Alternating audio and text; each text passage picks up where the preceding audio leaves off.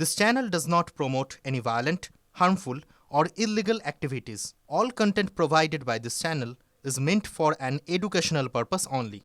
আমি বিধানসভা ছিলাম না, নাহলে বিধানসভা ওই ব্রাত্য বসুকে না ফেলে পেটানো দরকার ছিল। ভারতবর্ষের সংবিধানের ভারত দেশের এগেনস্টে বাংলাদেশের তুলনা ভারত সঙ্গে করবে এই ব্রাত্য বসুর মতন দেশদ্রোহী লোকদেরকে ওখানে ফেলে পেটানো দরকার ছিল বিধানসভার মধ্যে। আমি ছিলাম না বিধানসভা, না তো আমি ওকে বুঝাতাম, আপনি থাকলে কি পেটাতাম ধরে। কাকে? ব্রাত্য বসুকে একটা মন্ত্রী কিভাবে ভারতবর্ষের কি তুলনা বাংলাদেশ সঙ্গে করছে, যে বাংলাদেশকে ভারতবর্ষ জন্ম দিয়েছিল। সেটা নিয়ে বিরোধী দল নেতাকে এই লোককে সাসপেন্ড করা হচ্ছে। আরে সাসপেন্ড, অনেক সাসপেন্ড আমরা দেখেছি।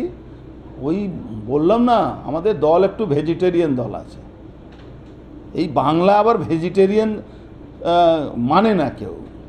বাংলা মানুষ তার পাশেই দাঁড়ায় যে লোকটা সম্পূর্ণভাবে সরকারের বিরুদ্ধে লড়াই করে। এটা ইতিহাস আছে। ভেজিটেরিয়ান বললেন কেন?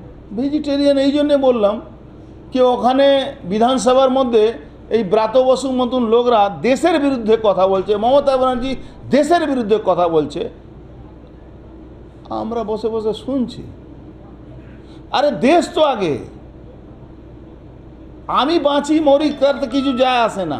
দেশ বাঁচলে নতুন জেনারেশনও বাঁচবে, দেশটাই থাকবে না, এই বাংলাটা থাকবে না। মমতা ব্যানার্জি বাংলাদেশ সঙ্গে যদি যেভাবে উনি বিএসএফকে অপমান করছেন, বিএসএফকে থ্রেটে রাখছেন, বিএসএফের নামে মিথ্যা মামলা দিচ্ছেন, সেনাবাহিনীর নামে মিথ্যা মামলা বিএসএফ প্রথম শুরু করেছেন উনি, এখন সেনাবাহিনীর কাছে পৌঁছে গেছেন।